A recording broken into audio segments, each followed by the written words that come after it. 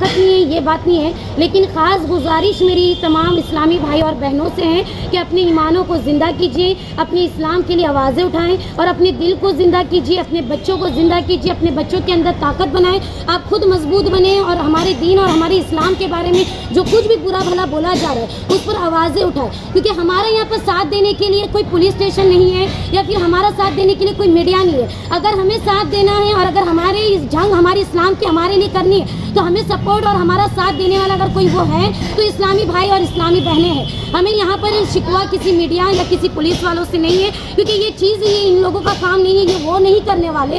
हमें ये चीज़ की शिकायत अपने इस्लामी भाई और बहनों से है कि इस्लाम में जो कुछ भी हो रहा है और इस्लाम के बारे में जो कुछ भी बुराइयाँ फैलाई जा रही है, इस्लाम के बारे में जो कुछ भी खताएँ की जा रही है और हमारे मजहब पर आवाज़ें उठाई जा रही है, हमारे मजहब को बुरा भला बोला जा रहा है, तो यहाँ पर हमारे मुसलमान भाई बहन कहाँ हैं? आप अपनी आवाज़ों को उठाएं और अपनी आवाज़ों को बुलंद करें और अपने सोशल मीडिया पर डालें कि हमारा इस्लाम इतना कमज़ोर नहीं है या हमारा मजहब इतना कमज़ोर नहीं है। अल्लाह के हबीब ख़ाने मुस्तफ़ा सल्लल्लाहु ताला अलैहि वसल्लम खुद इरशाद फरमाते हैं कि जो इस्लाम के लिए जंग करता है वो सच्चा आशिक रसूल होता है।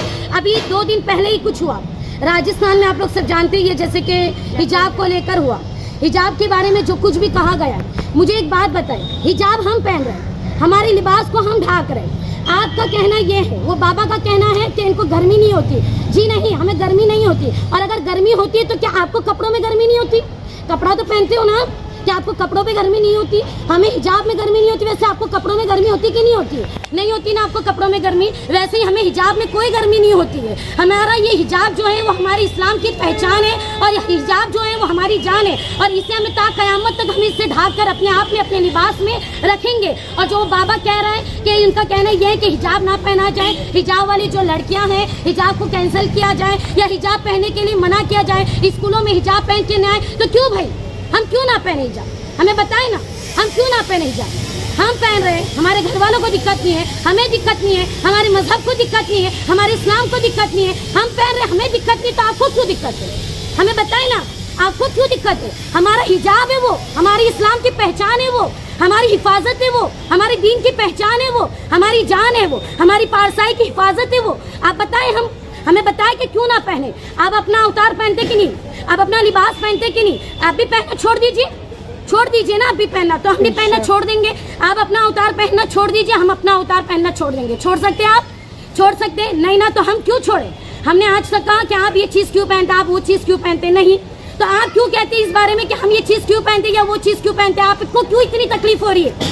और इस्लाम में जो कुछ भी हो रहा है, इस्लाम में जो कुछ भी बुराई फैलाई जा रही है, तो ज़्यादा से ज़्यादा अगर आप देखने जाएंगे तो आपकी गैर कौमों की लड़कियां हैं जो हमारे हिजाब को यूज़ करती हैं, जो हमारे हिजाब का इस्तेमाल करती हैं, कहीं बाहर जाती है तो हमारे हिजाब का सहारा लेती है, अपने ऐबों को छुपाती है। तो आप हमें बताएं ना, अगर हिजाब इतना ही बुरा लगता है तो आपकी गैर कौमें और आपकी गैर कौमों की बेटियाँ क्यों हिजाब पहनती है? हमें ये चीज़ की आप तारीफ करवाइए, क्यों हिजाब पहनती है वो? जब हिजाब इतना ही बुरा लगता है आपको, हिजाब से इतनी ही आपको तकलीफ है, तो हिजाब आप पहनने की इजाज़त क्यों देते हैं? अपने गैर कौमों की बेटियों को देखे, अपने घरों की बेटियों को देखे, क्या वो हिजाब नहीं पहनती? हमने खुद हमारी आंखों से देखा है, कितने केसेस हमने हमारे हाथों से पकड़ा है कि है गैर कौम की और हमारे हिजाब का इस्तेमाल करती है। जब इतना ही बुरा हिजाब लगता है तो अपने जिस्म पे हिजाब लगाती क्यों है? हमें ये चीज़ बताएं। और जैसे कि आप इनसे मिलिए, नौबहार शेख इनका नाम, कुछ दिन पहले क्या हुआ था बताएं आप? कुछ दिन पहले मैं पुलिस स्टेशन में गई थी। वो जो दिल्ली का है सुशांत शर्मा, उसने क्या कहा था, हमारे नबी पाक के शान में गुस्ताखी की थी। मैं गई थी वहाँ पे कंप्लेंट करवाने के लिए। ये पुलिस वालों ने कोई स्टैंड नहीं लिया, कहा कि उन्होंने जब यूट्यूब पे रिप्लाई आएगा तो वो करेंगे, कुछ जवाब देंगे, सारी चीज़ों करेंगे, स्टैप मार के हमको वापस देंगे। हम जब किसी की कौम के बारे में, हम किसी कम्युनिटी को कुछ बुरा भला नहीं कहते, तो हमारी कम्युनिटी को क्यों बुरा भला कहा जा रहा है? हमारे इस्लाम पे क्यों आवाज़ उठाई जा रही है? और एक बात बताएं हमें, जब ये गए पुलिस स्टेशन, उस इंसान ने जो मेरे नबी पाक सल्लल्लाहु ताला अलैहि वसल्लम के बारे में जो गुस्ताखी की थी, ये शिकायत लेकर पुलिस स्टेशन गए, तो पुलिस वालों ने कोई एक्शन क्यों नहीं लिया? पुलिस वाले अगर इंसाफ करते हैं, अगर वो कानून को एक नज़र से देखते हैं, तो वो कानून उनका वहाँ कहाँ गया था? जब हमारे आका सल्लल्लाहु ताला अलैहि वसल्लम के बारे में बुरा कहा गया था, जब ये केस करने गए उन पर, जब उनके पर कार्रवाई करने गए, जब इन्होंने ये कहा कि वो शख्स माफ़ी मांगना चाहिए, तो पुलिस वाले कहाँ गए थे? हाँ, जब तो पुलिस वालों का इंसाफ कहाँ गया था? पुलिस का कानून कहाँ चला गया था? तब इनका एक्शन क्यों नहीं लिया गया? इनको हेरा फेरी क्यों करनी पड़ी? और आखिर में भी इनको सुनने को क्या मिला कि जाए हम यूट्यूब से कार्रवाई करेंगे, हम यूट्यूब में देखेंगे, वीडियो डिलीट नहीं हुई होगी तो हम बोलेंगे वीडियो डिलीट नहीं हुई अभी भी। वो बाकी सब जगह वीडियो थी, वो सिर्फ उसके चैनल पे उसने डिलीट कर दिया था कि वो वीडियो ना दिख सके, और उन्होंने सब जगह से डिलीट कर, बट बाकी जो डाउनलोड किया हुआ था वो तो सब जगह था ना। तो आप लोगों को एक्शन लेना चाहिए था ना। वहाँ पे हम जब वीडियो दिखा रहे हैं, आपको बता रहे कि ये वीडियो है, तो वो कहते नहीं जब उनके चैनल पे होगी तभी हम एक्शन लेंगे। तो ऐसे तो सारे लोग है ना गुस्ताखी करेंगे, उसके बाद में डिलीट कर देंगे, कह देंगे हमारे चैनल पे नहीं, तो क्या हम एक्शन नहीं लेंगे? हम कुछ नहीं बोलेंगे तो पुलिस वाले यहाँ कोई कुछ नहीं बोलने वाला है, कोई कुछ भी नहीं करने वाला है, ना कोई कायद रहेगा, ना हमारे पीछे कोई रहना। हमें खुद अपने इस्लाम के लिए स्टैंड लेना है।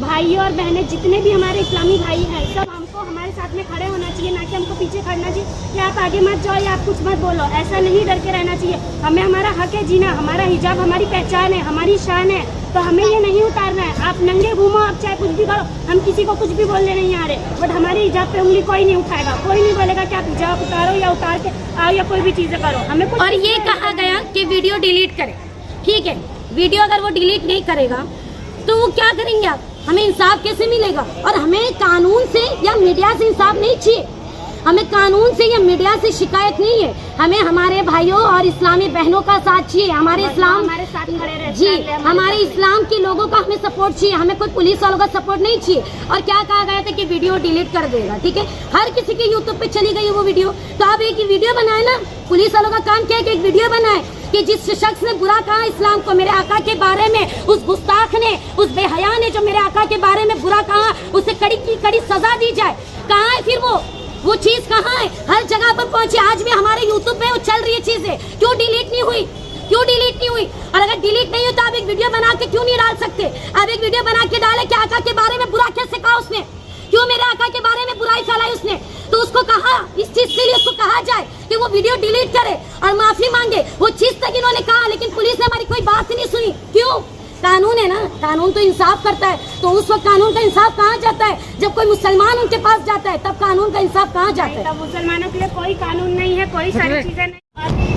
जब मैं पुलिस स्टेशन में गई तो वहाँ पे कार्रवाई करनी चाहिए ना। मेरी एफआईआर तक के नहीं लिखी गई, मेरी एफआईआर तक के नहीं लिखी गई। मैंने कहा था कि मैं बैंड्रा ईस्ट में रहती हूँ, मैं एमएलए के पास में जाऊँगी, जीशान सिद्दीकी जो वहाँ के एमएलए हैं। तो क्या है, आप कहीं पे भी जाओ, हमें जब करना रहेगा हम हमारे हिसाब से करेंगे, तुम्हारे हिसाब से नहीं करेंगे, तुम जो भी बोलोगी। तो मैंने जब ये सारी चीज़ें बताया है कि हमको ये हक है, हमको ये राइट दिया गया है कि हमारे इस्लाम के बारे में या कोई भी धार्मिक कोई भी किसी के चीज़ों के बारे में अगर कोई बुरा भला कहता है, बोल कर या लिख कर या मजाक उड़ा के कोई भी चीज़ें कुछ भी करता है, तो उसके ऊपर सजा दी जाती है 2 साल या 5 साल की। और ये धाराएं लिखी गई है कि इस पे हमको एक्शन लेना है। तो आप लोग क्यों नहीं ले रहे एक्शन? फिर जब हम सड़कों पे उतरते कहते हैं कि ये मुसलमान है, हमारे स्टैंड के लिए तो कोई खड़ा नहीं हो रहा ना, कोई मुस्लिम लड़कियां नहीं, कोई सारे लिंग। तो हमको सिर्फ हमारे लोगों को जमा करना है कि वो हमारे साथ में खड़े हो और सारी चीज़ों के लिए सपोर्ट करें। वो गुस्ताख ने क्या कहा, सुशांत शर्मा जिसका नाम है, वो क्या कहता है कि मैन विल बी मैन के ब्रांड एम्बेसडर है माशाल्लाह। तो इनको ये सब जारी जैसे जब बोली जा रही है तो आप लोगों को नजर नहीं आ रही कि ये लोग क्या कह रहे हैं? उस कुत्ते को ये भी नहीं मालूम, उस हरामखोर को ये भी नहीं मालूम कि मेरे आका के दम पर जी रहा है, वो मेरे आका के टुकड़ों पे पड़ रहा है। और एक बात मैं कहना चाहती हूँ गुस्ताखों से और गैर कौमों से कि जिन्हें कांटे खाने की आदत होती है ना, उन्हें फूल समझ में नहीं आते। क्या? जिन्हें कांटे खाने की आदत होती है ना, उन्हें फूल समझ में नहीं आते। और जिनकी बाप दादाओं में खताएं होती है, ऐसे हरामखोरों को मेरे रसूल समझ में नहीं आते। वाह, समझे?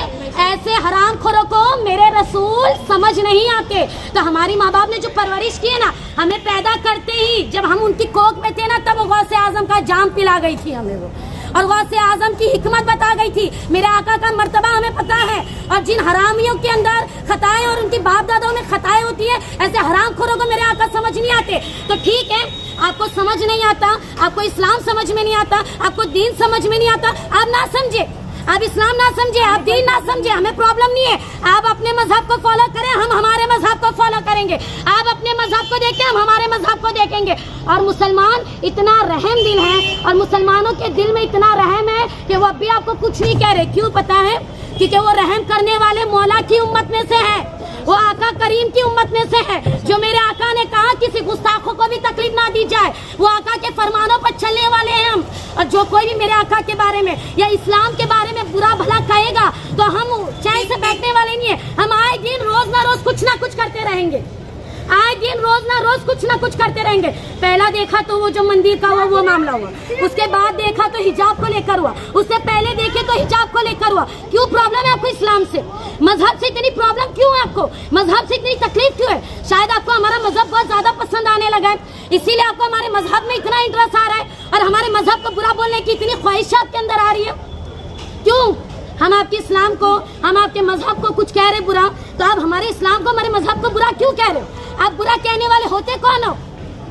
जो हिजाब को लेकर कहते हैं कि हिजाब मत पहनिए, जब कोविड के टाइम पे था, इतनी बड़ी अल्लाह ताला की मार पड़ी थी कि सारे मास्क लगा के घूम रहे थे, तब उन्हें सांस लेने में तब मास्क क्यों लगा रहे थे? तब कोई चीजों की तकलीफ मुंह क्यों छुपा रहे थे अपना? खुले मुंह से घूमना था। फिर वैसे घूमना चाहिए था सारी चीजों के लिए। तो ये तुम गैर कौमों से हमारा यही कहना है कि जब अगर अजाब आएगा ना, उस वक्त अगर हिजाब का हुक्म होगा कि एक हिजाब ही ऐसी चीज है जो उस बीमारी से तुम्हें बचा सकती है, तो मैं लिख कर देती हूँ, तुम जैसे गैर कौमों को तुम वक्त आने पर हमारा हिजाब भी पहनोगे, पहनेंगे। वक्त आने पर हमारा हिजाब भी पहनोगे अपनी जान बचाने के लिए। तुम गैर कौमों का तो ये हाल है, और तुम गैर कौमों से हमारा यही कहना है कि वो जो बाबा ने हिजाब को लेकर कहा कि तुम्हें हिजाब में गर्मी नहीं होती, कि तुम्हें हिजाब में प्रॉब्लम नहीं होती, तो मुझे एक बात बताएं, आप लिबास क्यों पहनते हैं? कपड़ा क्यों पहनते हैं? क्या आपको कपड़ों में गर्मी नहीं होती? कपड़ों में आपको उलझन नहीं होती? कपड़ा पहनने से आपको तकलीफ नहीं होती? आप कपड़ा क्यों पहन रहे हो? कपड़े में भी वही गर्मी होती है जो हिजाब में गर्मी होती है। और हिजाब ऐसी ठंडक है कि जिसको पहनने से बेहया भी हमारे सामने हया कर जाते हैं। बेशक। और हिजाब को कोई आम ना समझे, हिजाब को कोई आम चीज में मत ले, और हिजाब को कोई आम गिनती में ना समझे। और वो जो मीरा रोड में केस हुआ, और जो भी हमारे इस्लामी भाई जेल की सलाखों के पीछे बैठे हैं, तो हमें गुरूर है क्यों जेल की सलाखों के पीछे बैठे? हमें फक्र है कि वो जेल की सलाखों के पीछे बैठे। क्यों जानते हैं? क्योंकि वो दीन के खातिर जेल की सलाखों के पीछे बैठे। कल बरोज़े महशर भी वो जेल की सलाखें उन शेरों के हक में गवाही देगा कि मौला इनकी बख्शिश कर।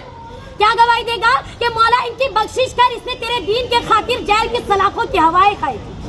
और हमें कोई गम नहीं है, हमें कोई हया नहीं है, हमें अभी भी फक्र है और हम गुरूर से रह रहे हैं अभी भी कि वो जेल की सलाखों के पीछे गए हैं। क्यों? क्योंकि उनके घर वाले भी उस चीज को लेकर घर खा रहे होंगे कि वो जो झगड़ने वाले थे, जिस चीज को लेकर सलाखों के पीछे गए, वो सिर्फ दीन को लेकर। और जो लोग हमारा साथ दे सकते हैं वो साथ दीजिए, ना कि हमें पीछे कीजिए कि आप मत कीजिए, आप प्रोटेस्ट ना कीजिए, ना कीजिए, आप वो ना कीजिए। आप बैठे रहे अपने घरों में एसी में, सारी चीज़ें करें, हम किसी को कुछ नहीं कह रहे, हम किसी से कोई शिकायत नहीं कर रहे। बट जिसके दिल में ईमान की मोहब्बत होगी, जिसके लिए इस्लाम की मोहब्बत होगी, वो स्टैंड लेगा, वो खड़ा होगा, वो हमारी शान के लिए खड़ा होगा कि हमें हिजाब हमारी बेटियों के लिए चाहिए। बस हमें किसी से कोई लेना देना नहीं है, किसी से कोई दुश्मनी नहीं, बट ना हमारे आका की शान में कोई गुस्ताखी करेगा, ना हमारे हिजाब पे कोई बात। फिर हम उन्हें जिंदा नहीं छोड़ेंगे। जहाँ जाते हो तो जाए, लेकिन हमारे ईमान की हिफाजत हम करेंगे बेशक। और एक बात कहना चाहती हूँ, कानून कहती है ना कि भारत में, देश में शांति बनाए रखें, जो कानून ये चीज कहती है। तो मुझे कानून से एक शिकायत ये है कि जो घरों में बैठे बिठाए बच्चों को उठाया जाता है, बच्चों के साथ कुछ भी किया जाता है, कोई भी तकलीफें दी जाती हैं, तब कहाँ जाती है शांति? तब ये शांति अगर आप चाहते हो तो ये चीजें क्यों होती है? कानून इतना ही सही है तो वो चीजें क्यों हो रही है? उस चीजों को होने से रोकिए ना। और जब हम जाते हैं तो हमें शिकायत इस चीज की होती है कि हम कुछ कह रहे हैं और वो हमारी सुनवाई नहीं ले रहे। ठीक है, खैर ना ले, तो अगर आपका हमारा ये कहना है आपसे कि यहाँ पर माहौल बिगाड़ने वाले कौन है? आप ही की कौन है? हिजाब को लेके बुरा कहने वाला कौन था? वो बाबा था जिसकी शक्ल सूरत देखो चप्पल जैसी है, चप्पल से पत्थर उसकी शक्ल सूरत है। चला मेरे हिजाब के, हमारे हिजाब के बारे में बोलने के लिए। हिजाब की पहचान क्या है जानता है? माँ फातिमा की इज्जत है वो, और माँ फातिमा ने हमें वो चीज को लेकर हया सिखाई है। और ये माँ फातिमा की सुन्नत है जो हम मरते दम तक अदा करते रहेंगे। जैसा वो बोल रहा था बाबा कि आजकल की हिजाब की लड़कियां लोगों को, समाज को बिगाड़ रही हैं, तो ना हिजाब पहने वाली लड़कियां समाज को नहीं बिगाड़ रही है। तुम्हारे जो घर की औरतें हैं जो चंडी बनियान में घूमती हैं, समाज को बिगाड़ने वाली असल में वो है। लड़के उनको ताड़ते हैं, लड़के उनके ज्यादा वो करते ना कि हिजाब लड़की। जब वहाँ बीच में आपकी कौम घूमती है तब माहौल नहीं बिगड़ता, और ये पूरे हया में रहती है तो माहौल बिगड़ जा रहा है आपका। जब हिजाब की लड़कियां निकलती है तो लड़कों की शर्म से आंखें झुक जाती है, ना कि चंडी बनियान पहनने वालों के। शॉर्ट्स पहन के घूमने में उनको कोई तकलीफ नहीं है, वन पीस घूमने में कोई तकलीफ नहीं है, चाहे कोई भी कपड़े पहनने की उनको कोई तकलीफ नहीं है। उससे यहाँ का कोई भी माहौल खराब नहीं होता है, हमारे हिजाब से माहौल खराब होता है। और इस्लाम को, हमारी प्रॉब्लम नहीं है ये। और इस्लाम को क्या तुम लोग मिटाएंगे? फिरौन तक आया, वो खुद भी तबाह हो गया, जबकि वो अपने आप को खुदा कहता था। क्या कहता था फिरौन? अपने आप को खुदा कहता था, और उसने हुक्म दिया था तमाम को कि जो इस्लाम को, जो मेरे इसमें नहीं आएगा और जो मुझे खुदा नहीं कहेगा, उसके हाथ पैर काट के फांसी पे चढ़ाऊंगा। लेकिन आज क्या हुआ? वो फिरौन खुद चला गया, लेकिन इस्लाम जैसा था वैसा है और वैसा रहेगा। और जितनी चमक थी उससे ज्यादा चमक आज इस्लाम में आई है। और मिटाने वाले लाख आए थे इस्लाम को, लेकिन मिटाते मिटाते वो खुद मिट चुके। लेकिन हमारा इस्लाम आज भी जिंदा है, कल भी जिंदा था, क़यामत शादाबाद जिंदा रहेगा। नाराए तकबीर, नाराए तकबीर, नाराए तकबीर, नाराए तकबीर, नाराए तकबीर, नाराए तकबीर, नाराए तकबीर, नाराए तकबीर। और ये कह रहे हो कि भारत माता की जय कहो। हम क्यों कहे भाई? हम क्यों? भारत तो मेरे ख्वाजा का है, हम क्यों कहे? भारत का बच्चा बच्चा मेरे ख्वाजा के टुकड़ों पे पलता है। क्या? भारत का बच्चा बच्चा मेरे ख्वाजा के टुकड़ों पे पलता है। और भारत किसी के बाप का नहीं है, भारत मेरे ख्वाजा का है। तो हम भारत की माँ की जय क्यों करें? आपकी माँ होगी, आप करिए ना। हमारी माँ नहीं है, हमारी माँ एक ही है। हमारी माँ एक ही, जो हमें पैदा की, जो हमें तो हम उसकी जन्म करेंगे ना, क्यों करेंगे? हम हजार माएँ नहीं घुमाते और ना हम हजारों को माएँ कहते हैं। एक ही माँ है जिसकी कोख से हम निकले हैं, और एक ही खुदा है जिसने हमें दुनिया में पैदा किया है, और एक ही आका है हमारा जिसने हमें दीन की पहचान करवाई है। नाराए तकबीर, नाराए तकबीर, नाराए तकबीर। इस्लाम के और इस्लाम के लोगों में अगर एक चीज हो जाए कि किसी से डरना नहीं है, डट के रहना है और अड़ के लड़ना है, तो लाख आ जाएंगे ऐसे बेगुरात, लेकिन हमारा कुछ नहीं बिगाड़ सकेंगे वो। और इस्लाम को बुरा कहने वाले, एक बात सुन ले, वो जो दिल्ली में रहता है वो भी, और एक बाबा भी, और जितने लोग और बुरा कहते हैं वो भी सुन ले।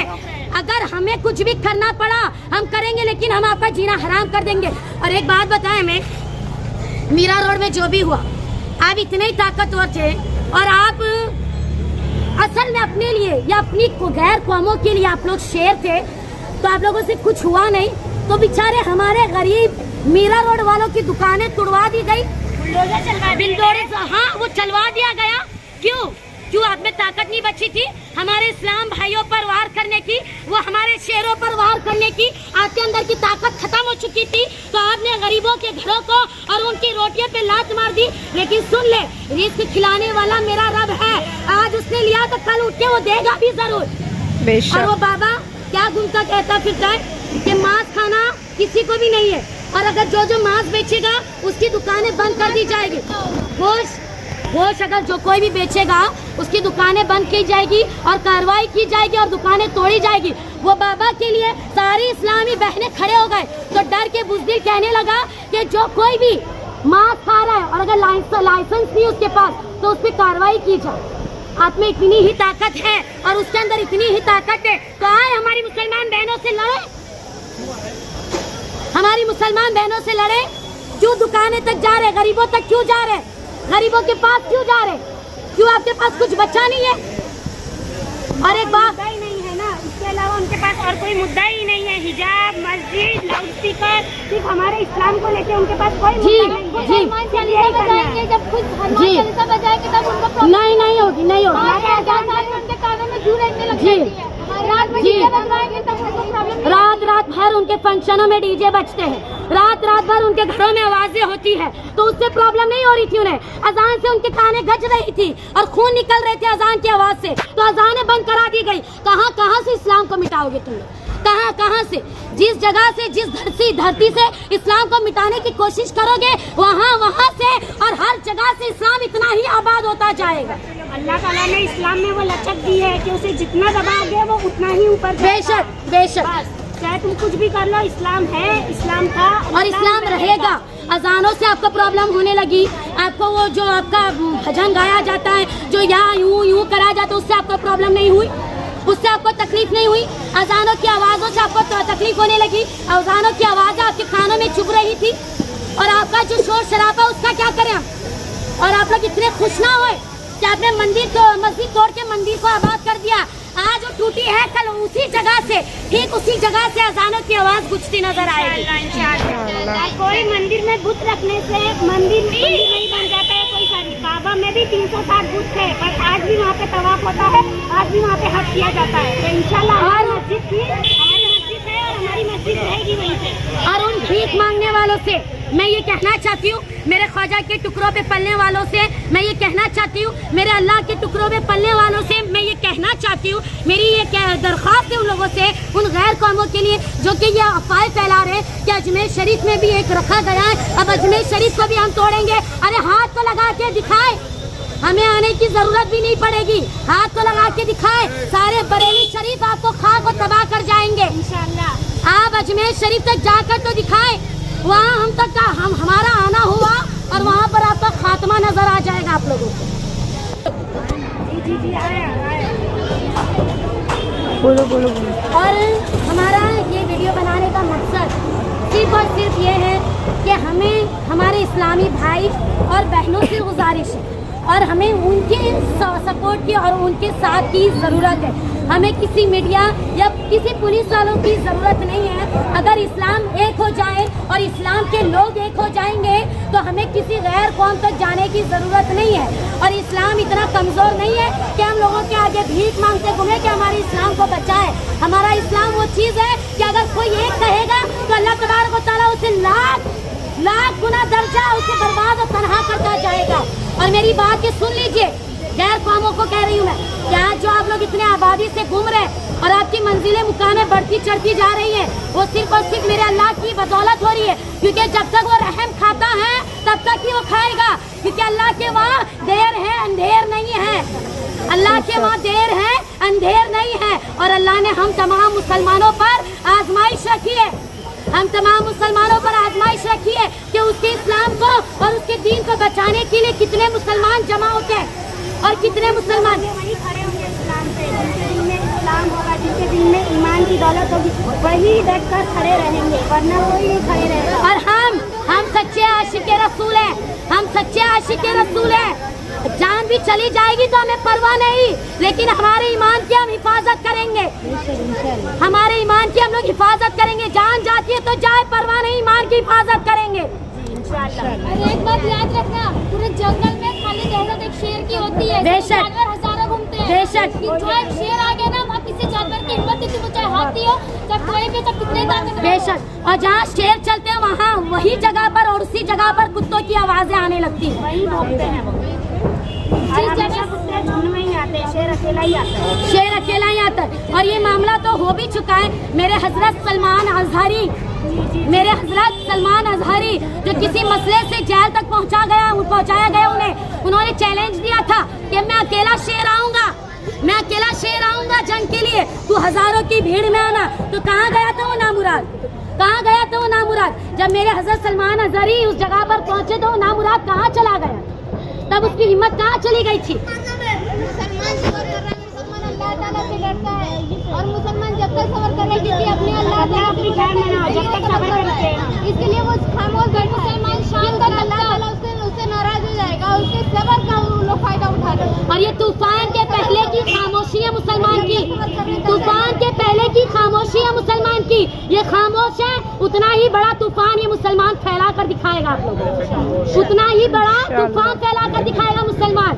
और आप लोग खुद जानते हैं, गैर कौम भी इस चीज को जानती है कि सब्र एक ऐसी चीज होती है कि सब्र करने का फल जो होता है ना, वो हर आम से और हर मीठे चीज से मीठा होता है। हर मीठी चीज से सब्र का फल मीठा होता है। तो आज हम सब्र कर रहे हैं, हमारा जो मीठा फल हमें मिलेगा उसको देख के आपके रोंगटे खड़े हो जाएंगे। और गैर कौमें हमारे इस्लाम की या मेरे आका करीम सल्लल्लाहु ताला अलैहि वसल्लम के बारे में बुरा ना कहें। क्यों? क्योंकि हम आप तक आ नहीं सकते। आपको ये लगता है कि हम आप तक पहुंच नहीं सकते? अरे वो आशिक रसूल है कि हम सरकार के टुकड़ों पे पल रहे हैं, मेरे आका के टुकड़ों पे पल रहे हैं, मेरे आका का सदका हम खाते हैं और मेरे आका की बदौलत हम हैं। आज हम अगर जिंदा हैं तो मेरे आका के सदके जिंदा हैं। आज अगर हम आबाद हैं तो मेरे आका के सदके हम आबाद हैं। आज हम अगर शाद हैं तो मेरे आका के सदके शाद आबाद है। मेरे आका अच्छा ठीक है, मैं इसी बात पर एक वाकया कहना चाहूंगी कि एक बूढ़ी औरत थी, ठीक है क्या? एक बूढ़ी औरत थी जो कि काफिर थी, गैर कौम की थी। और मेरे आका सल्लल्लाहु ताला अलैहि वसल्लम क्या करते थे, दीन को फैलाने के लिए जाया करते थे। तो वो बुरी औरत लोगों में आवाजें और लोगों में पुकार फैलाती थी क्या कि ये जो आता है मोहम्मद अरबी, ये माज़अल्लाह एक जादूगर है। क्या है माज़अल्लाह? एक जादूगर है। तो इनसे सब बच के रहे और इसके बहकावे में कोई ना, इसके इस्लाम को कोई कबूल ना करे। एक बार कोई दहशत आई या मेरे आका करीम खुद तशरीफ लाने वाले थे, मेरे आका करीम खुद तशरीफ लाने वाले थे, तो उस बुरी औरत का सपोर्ट और उस बुरी औरत का साथ देने के लिए कोई ना था। उस जगह पर सपोर्ट किसने किया और उस जगह पर उसका साथ किसने दिया? मेरे आका करीम ने। मेरे आका उसके पास आए, उसके सामान को अपने कंधे पर उठाया। क्या? उसके सामान को अपने कंधे पर उठाया। बुरी औरत से कहा कि कहाँ जाना है माते को? कहा मुझे फुला जगह पर जाना है। कहा चल मैं तुझे लेकर चलता हूँ। मेरे आका उसे उसकी जगह पर पहुँचा गए। फिर उस बुरी औरत ने कहा तुम हो कौन, तुम्हारा नाम बताओ, तुम कौन हो? तो मेरे आका करीम ने फरमाया कि मैं वही मोहम्मद मुस्तफ़ा हूँ जिसको तू जादूगर कहता था, जिसको तू जादूगर कहती थी। मैं वही आका करीम हूँ जिससे तू भागती भागती यहाँ तक आई है। देख आज मदद करने वाला कौन आया? मेरे आका करीम मुस्तफ़ा आए। मेरे आका करीम ही आए थे, मेरे मुस्तफ़ा ही आए थे। उसी वक्त उसने मेरे आका के कदमों में गिरकर पढ़ा कहे ला इलाहा इल्लल्लाह मुहम्मदुर रसूलुल्लाह। ये शान व अज़मत है मेरे आका की, ये शान व अज़मत है मेरे आका की। अरे अगर कोई गैर कौमों को तकलीफ होती है तो भी हम मुसलमान के दिलों को ठेस पहुंचती है। अगर उनके पास रोटी नहीं होती तो हम रोटी देने जाते हैं। हमारी बदौलत नहीं, मेरे अल्लाह ने उनके हिस्से की रोटी हमें दी थी तो हम उन तक पहुँचाने जाते हैं। और तुम गैर कौम इतनी मुफलिस हो, इतनी बदकार हो, इतनी जिल्लतकार हो कि मेरे इस्लाम और मेरे मजहब के बारे में बुरा कहते। शर्म आना चाहिए तुम लोगों को। अल्लाह अकबर, अल्लाह अकबर, अल्लाह अकबर, हिंदुस्तान जिंदाबाद, जिंदाबाद। इस्लाम को मिटने वाला खुद मेरी सबर करता है, लेकिन जब तक उसके अंदर हिम्मत है वो सबर करेगा। लेकिन हमारे आका हज़रत मोहम्मद मुस्तफ़ा सल्लल्लाहु अलैहि वसल्लम पर बात आई तो मुसलमान कोई खामोश नहीं बैठेगा। फिर मुसलमान उनकी गैर कौमों की औकात दिखा देगा, उन्हें बता देगा कि उनकी औकात क्या है। चले हम आप तमाम से हमारे इस्लामी भाई और बहनों से गुजारिश करते हैं, दिल से गुजारिश है, हमारी तहे दिल से गुजारिश है कि हम किसी कानून या किसी मीडिया की आस पर नहीं बैठे, ना हमें उनके सपोर्ट की ज़रूरत है। हमें सिर्फ आपके सपोर्ट की, आपके साथ की ज़रूरत है। आप अपने दिलों को ज़िंदा करें, आप अपने बच्चों के दिलों को ज़िंदा करें, अपने बच्चों को मेरे आका करीम सल्लल्लाहु ताला अलैहि वसल्लम की हिकमत को पढ़ाएं। और आप खुद समझें कि जो मेरे आका जिसके सदके हम पलते हैं उनके बारे में बुरा कहा जाता है। अच्छा मुझे एक बात बताएं, हमारी माँ को कुछ बुरा कहा जाता है हमारे कलेजे फट जाते हैं। हम हमारी माँ के बारे में बुरा नहीं सुनते, हम सामने वाले के साथ इतना जी हम उसका हाल बिगाड़ देते हैं। हमारी माँ के बारे में अगर बुरा कहा जाए तो फिर मेरे आका की अजीम हस्ती जो ऊपर से नीचे तक पूरे मौजिज़ा है उनके बारे में बुरा कहा जाएगा तो हम कतई बर्दाश्त नहीं करेंगे। बेशक। और हमारी गुजारिश है तहे दिल से कि आप अपने दिलों को जिंदा करें। अब वक्त है एक होने का। बेशक। सारे लोगों को एक होके हर मुसलमान एक हो, एक आवाज करें। मुसलमान हर एक चीज करता है, बर्दाश्त कर सकता है, लेकिन अपने अल्लाह के सदके में कोई भी गुस्ताखी बर्दाश्त नहीं करेगा। और हर बच्चे, हर माएँ अपने अपने बच्चों को, अपने अपने शौहरों को मस्जिदों में भेजें, मस्जिदों की शान को आबाद कीजिए। हर जगह पर हमारे मुसलमान इतने फैल जाए कि गैर कौमों की नसें और गैर कौम कहाँ बजाए और उन्हें खौफ आ जाए कि मुसलमान चीज क्या है। और फिर एक बार कहना चाहूंगी कि जिन्हें कांटे खाने की आदत होती है उन्हें फूल समझ में नहीं आते, जिन्हें कांटे खाने की आदत होती है उन्हें फूल समझ नहीं आते। और जिनकी बाप दादाओं में खताएं होती है, क्या जिनकी बाप दादाओं में खताएं होती है, ऐसे हराम खोरों को मेरे रसूल समझ नहीं आते। जय नारायण तकबीर, नारायण तकबीर,